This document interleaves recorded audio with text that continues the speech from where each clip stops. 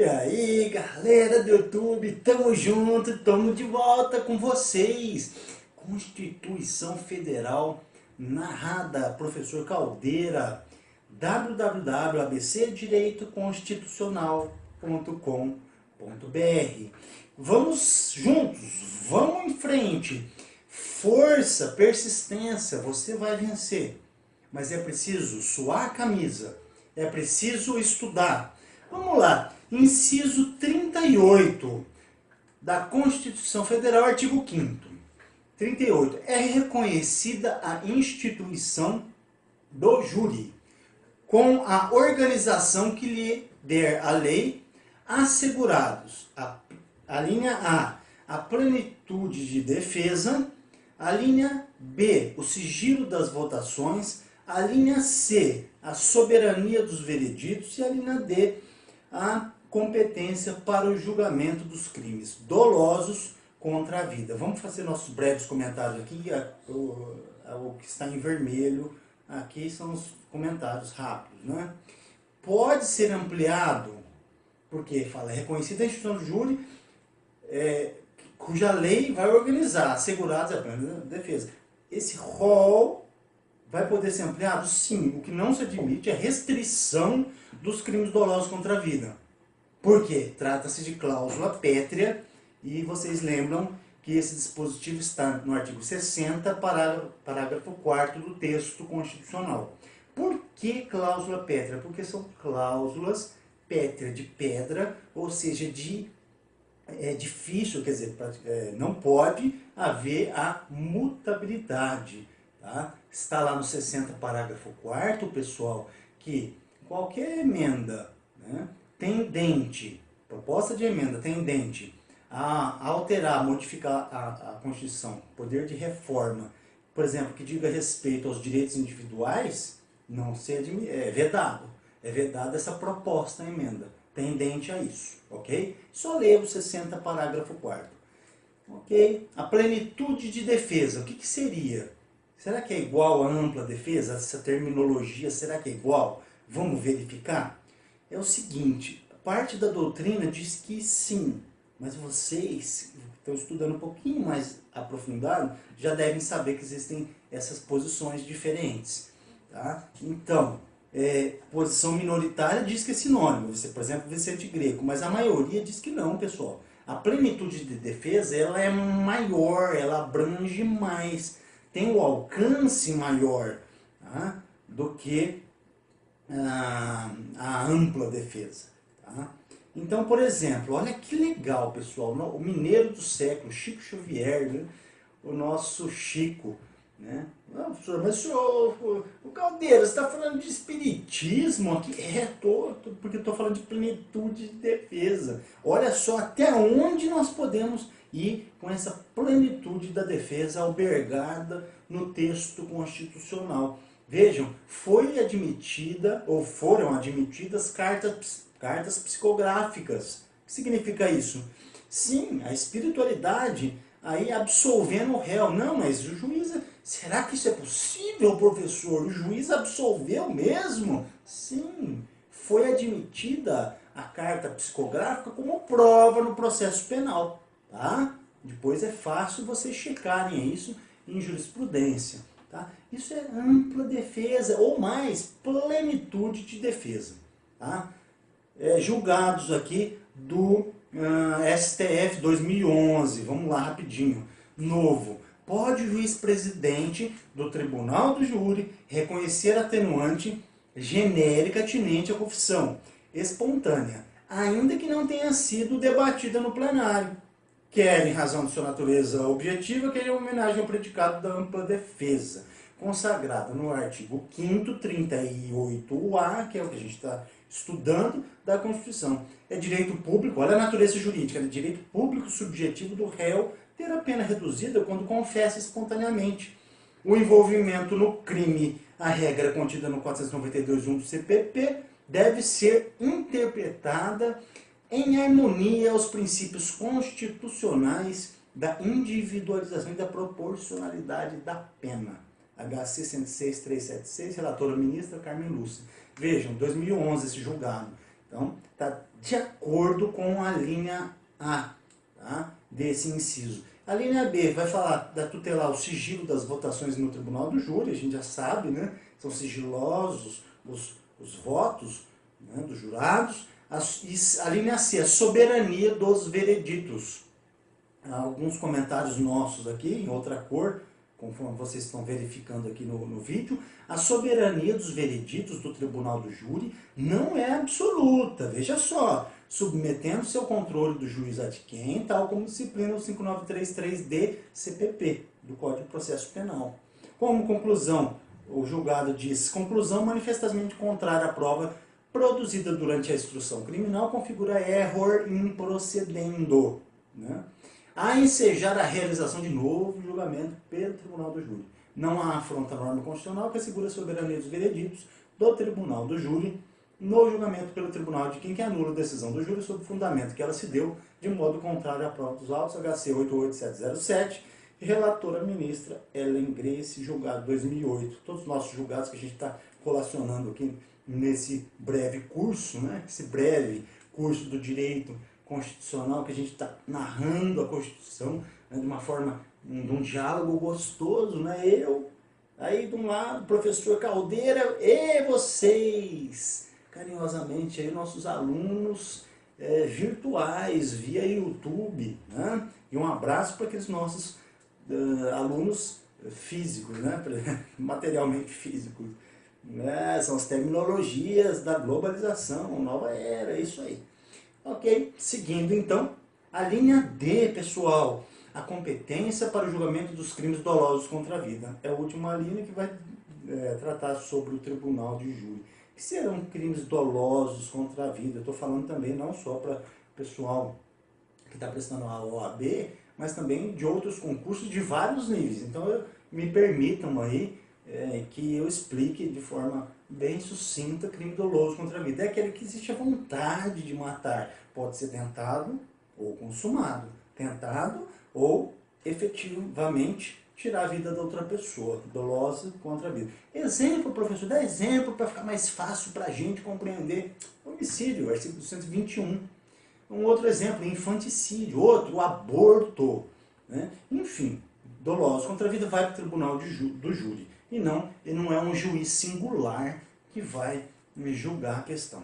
Julgados aí agora. A competência constitucional do tribunal do júri prevalece sobre o foro por prerrogativa de função estabelecido exclusivamente pela Constituição Estadual, súmula 721 do STF. Outra súmula. A competência para o processo de julgamento de latrocínio é do juiz singular e não do tribunal do júri, súmula 603 do STF. O que significa isso? Quer dizer que isso que aconteceu recentemente lá em Ribeirão Preto, que houve o roubo de 150 milhões de reais da Prosseguir, uma empresa de segurança, né, uma empresa de transporte de valores, será então que vai para o júri? Mas houve morte, professor. Mataram 2 lá, salvo engano, 2, 1 ou 2? Sim. Mas como lá toda a estrutura do texto diz que a da soberania do veredito é doloso, dos crimes dolosos contra a vida. Lá o crime é doloso contra o patrimônio.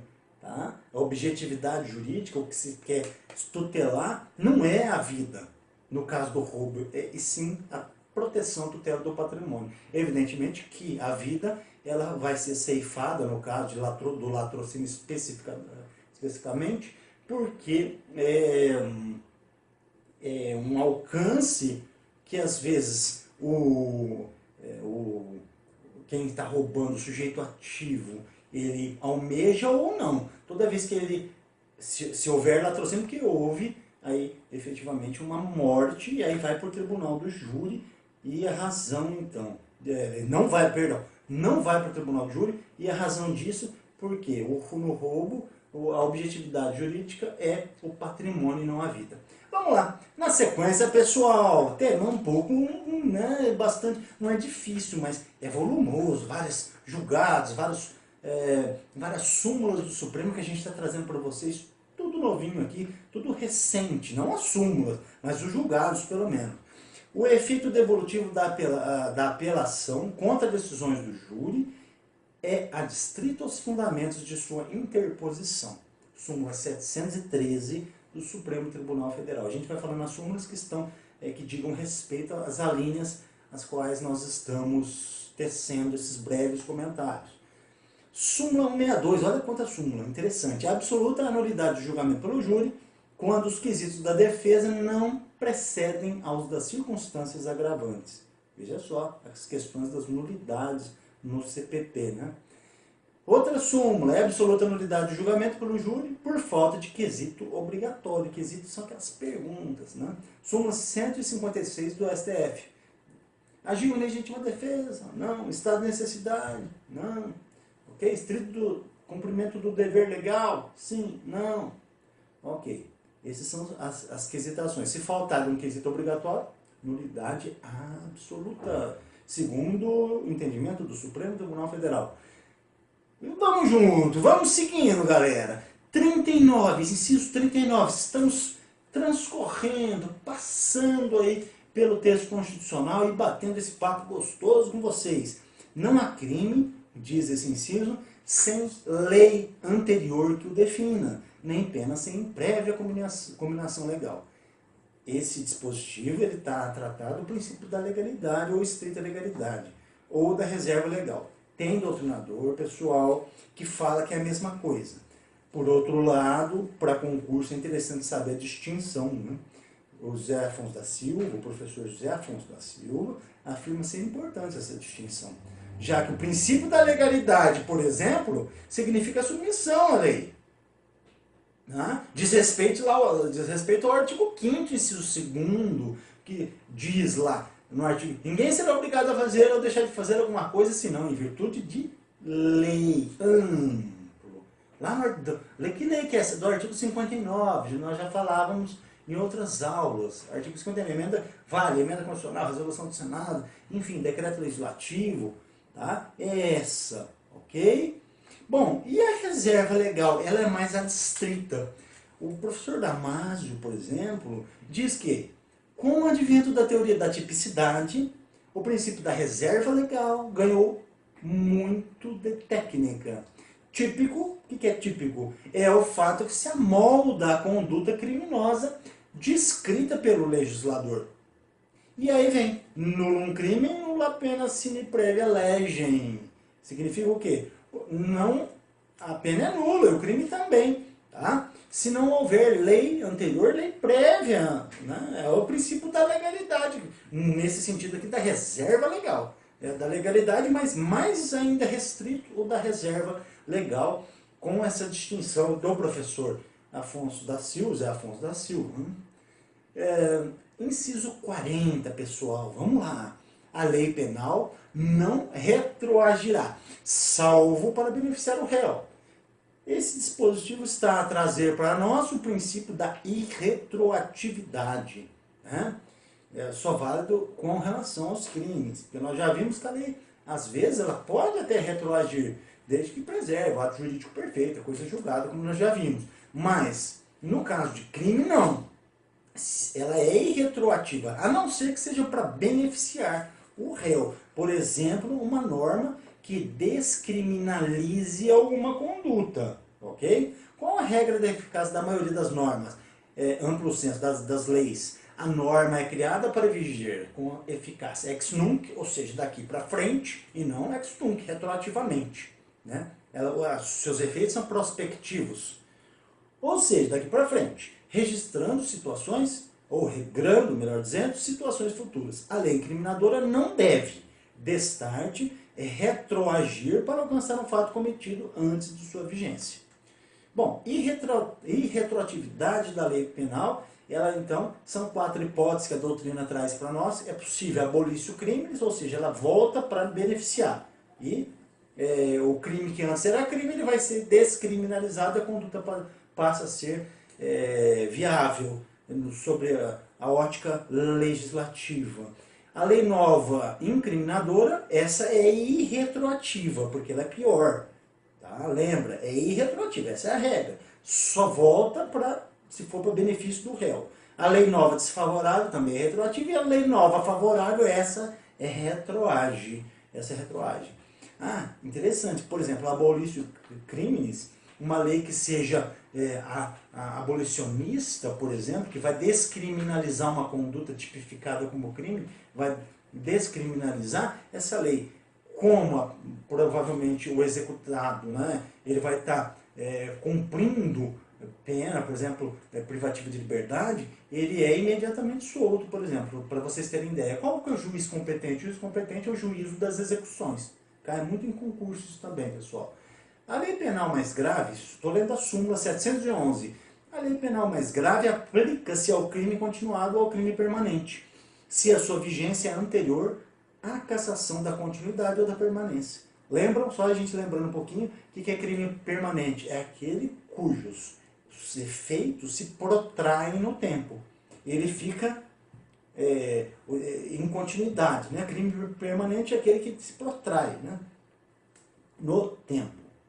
Ok. Súmula 611, transitada em julgado, a sentença condenatória compete ao juiz das execuções e a aplicação da lei mais benigna, já falamos quando eu disse da abolício crimes, por exemplo. E aqui eu trouxe um julgado interessante, tráfico de entorpecentes, comercialização de lança-perfume, por exemplo. Edição válida da resolução da Anvisa, 104 de 2000, abolício crimes. Ah lá, a gente está trazendo para vocês o julgado, aí, os mais recentes pelo menos. Republicação da resolução e relevância. Retroatividade da lei mais benéfica é o que nós acabamos de falar agora para vocês. Depois vocês leem aí o que está em verde, esse julgado do relator ministro César Peluso, julgamento de abril de 2010. Né? Um julgamento recente para vocês. Advento de nova lei das drogas, Lei 11.343 de 2006, cujo artigo 44 veda expressamente, quanto aos delitos nele referidos, conversão em penas restritivas de direito da pena privativa de liberdade. Inaplicabilidade, contudo, desse novo diploma, porque é uma lex gravior, ou seja, pior, a crimes cometidos em momento anterior. Quer dizer, vai vigorar? Vai, daqui para frente, ex nunc. Só retroage se for para melhor. Né? Vamos lá, pessoal. Vamos em frente.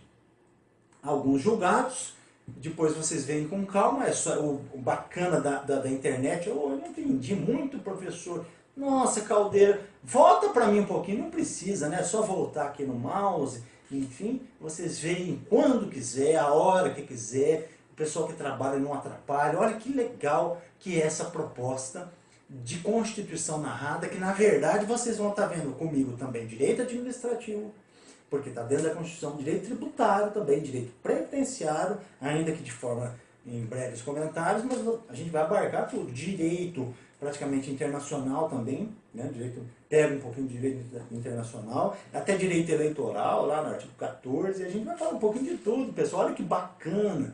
Quem estuda direito constitucional, ele abrange várias correntes do direito e você vai, com certeza, muito bem na prova. Já aguardem o nosso novo vídeo que eu estou preparando para vocês, dicas de concurso. Dicas de concurso. O que eu tenho que estudar? Como eu vou estudar? Logo, logo. Se bem que a gente, durante as nossas aulas, a gente já está dando a palhinha para vocês. Ok, vamos na sequência. Inciso 41, a lei punirá qualquer discriminação tentatória dos direitos e liberdades fundamentais. 42, a prática de racismo constitui crime inafiançável e imprescritível, sujeito à pena de reclusão nos termos da lei. Bom, o que é isso? Preconceito é uma ideia pré-concebida, por isso pré-conceito. Indiscriminar. O que? Elementos de diferenciação, como religião, sexo, cor, né, raça, enfim. Se admite a chamada discriminação positiva, né, ou reversa nas ações afirmativas dos Estados Unidos, affirmative actions, nos grupos, por exemplo, hipossuficientes, realidades de alguns grupos como negros, enfim. Daí a admissibilidade das chamadas cotas, né, ou reservas de cotas nas universidades. Okay? Crimes inafiançáveis, guarda isso que cai em concurso, galera. crimes inafiançáveis e imprescritíveis na Constituição Federal, só 2. Tá? Esse que a gente viu, o racismo, e inciso 44 diz, constitui crime inafiançável e imprescritível, quer dizer, mais inafiançabilidade, mais imprescritibilidade. São 2 requisitos que eles estão juntos, só em 2 hipóteses, cuidado que isso cai. A ação de grupos armados, civis ou militares contra a ordem constitucional do Estado Democrático. Vale lembrar aqui, fazendo um parênteses, que lá no Código Penal a gente tem o artigo 140 do Código Penal que vai falar da injúria. Só que no parágrafo 3º diz, se a injúria consiste, só para lembrar, injúria é imputação de fato definido não como crime, porque isso aí é calúnia, mas de fato é de qualidade negativa. Por exemplo, falar assim, ô seu bundão, ô seu careca gordo, né? Então isso é a injúria. Se a injúria consiste na utilização de elementos referentes à raça, cor, etnia, religião, origem ou condição de pessoa idosa, mais de 60 anos, ou portador de deficiência, nós temos a chamada injúria imprópria. Por quê? A injúria própria é a da lei especial que vai falar do crime de racismo, 7.716 de 89. Depois vocês dão uma olhada nos artigos 20 aí, e seguintes, os artigos 8, também interessante, 10, 11, desse dispositivo aí. Tá? Bom, pessoal, é isso. Fiquem com Deus, fiquem conosco e até a próxima aula, já, comigo, Caldeira, com vocês, Constituição Narrada. Obrigado, galera!